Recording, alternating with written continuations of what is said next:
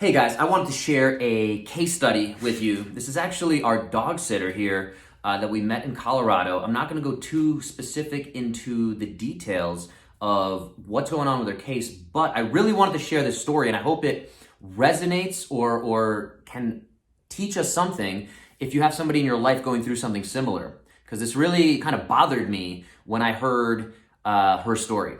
So, I dropped off my dog and I was talking to her and she mentioned she might be having a surgery soon for her neck. And I said, hey, I'm a physical therapist. I'd love to kind of understand what's going on and tell me what's up, whatever you're willing to share. So we got to talking and I said, hey, why don't you come by and let's do an assessment and tell me a little bit more of your story. So as she told me more of her story, she's had this chronic stuff going on in her neck for over a decade. Okay. Higher and lower levels of pain and things that will make her kind of wake up with disability, and just not being able to live life to the fullest. And so surgery at that point is understandable. She's tried dry needling. She's out here in Colorado, so there's energy healing going on. She's done physical therapy, but here's where I really have a problem is as I assessed her and I started talking to her, she kind of works on a farm. Her house is set up like a farm. She has chickens, and she's a dog sitter, so she has a lot of dogs running around. So she's always living. She has a big plot of land, so she lives a very active lifestyle. Despite all that, in all of the things she's done, chiropractic, physical therapy, dry needling, acupuncture, all these different modalities and therapies, apparently not a single clinician, and the 3 surgical consults, and all 3 of them said, yeah, let's cut in, let's fuse the discs. None of them, and I'm sorry to get a little elevated here, but none of them even dove into getting her neck stronger. There's muscles there.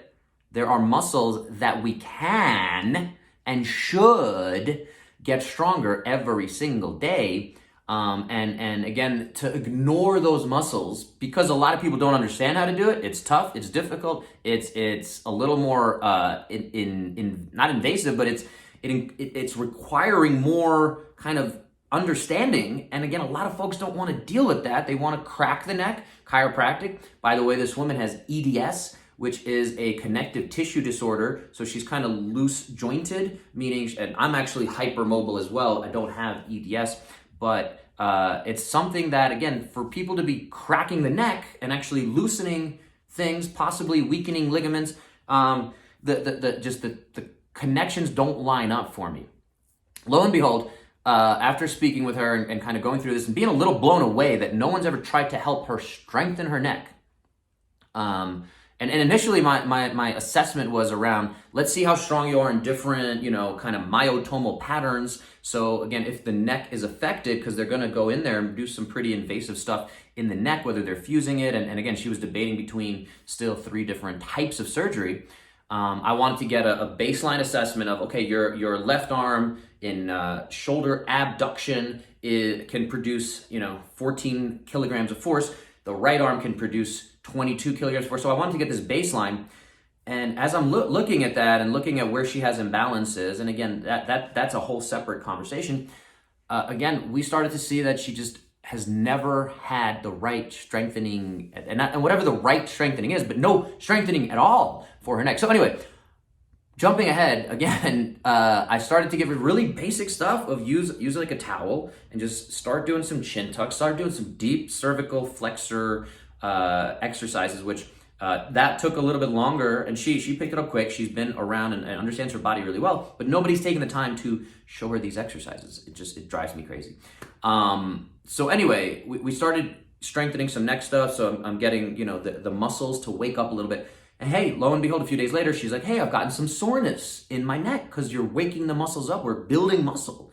That's how working out works. When I do bicep curls, I get a little sore here. The muscle breaks down as I give it protein and allow it to recover. That's how the muscles get bigger and we create more stimulus. And that's what happens. Same thing in the neck. There's muscles that we tend to ignore, and they can provide stability and force and structure and protection and decrease pain and decrease disability. And we do have a lot of research and evidence to show this.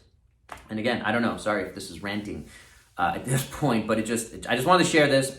That again, 3 surgical consults. She's ready to have surgery. I only got to this to her and assessed her about 2 months before she was having her surgery. She's actually having it, I think, later this week.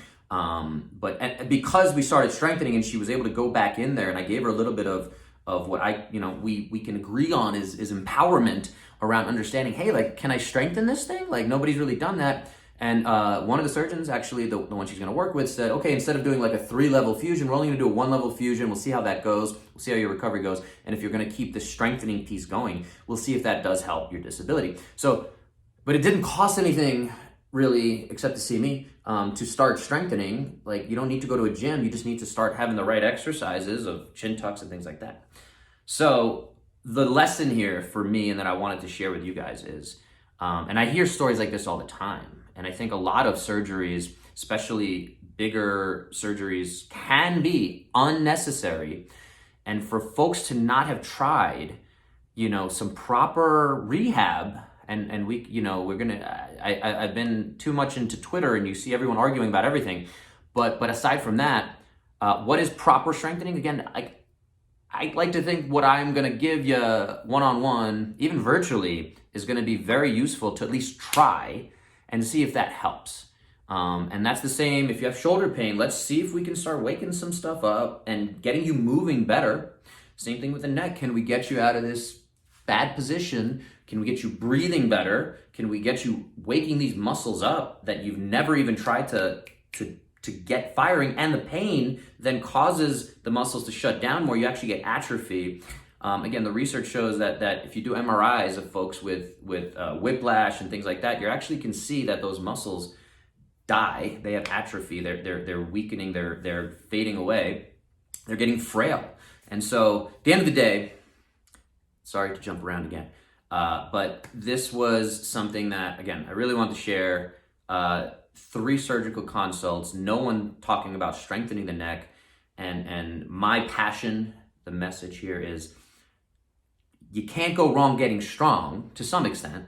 I'll put an asterisk on that. But if you haven't tried getting strong at all, surgeries are going to not really solve anything. They're gonna prevent you from going into further disability, possibly. And the research again shows this, that most surgeries, especially for any versions of the spine, any levels of the spine, don't have the best outcomes. And again, I always say you can always have the surgery later. Surgeons aren't going anywhere. But this is a conversation. Again, I'd love to have one-on-one. If you're in a situation, if you know somebody considering a surgery, let's talk. And again, hopefully this was somewhat useful and I didn't jump around too much. That's something I'm working on. But yeah, I'm hoping she has a nice speedy recovery. I'm glad that they're doing a lot less invasive surgery in terms of how many levels they're gonna replace and fuse and all this stuff. So yeah, I hope you guys have a great day. Just hope you're staying healthy. I hope this is a good reminder to figure out how to move better, figure out how to get stronger, figure out how to put a plan in place for 30 days, for 30 years to keep you healthy. So I don't want any surgeries. I've had one already in my life, ACL tear. Somebody fell on it. That video's somewhere on YouTube if you want to search for that. ACL bye-bye. I think it'll come up as the first or second one. And I don't want any more surgeries. And so my main goal with my health, with my fitness, is to be as physically capable as possible, to keep building that capacity.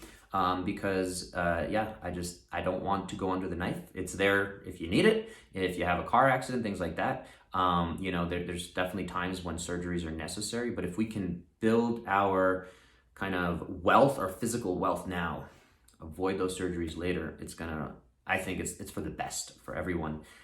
So yeah, if you have questions, comments, thoughts, answers, feedback, you want to fight, let's go. I hope you got 1% better today, and we'll talk to you next time.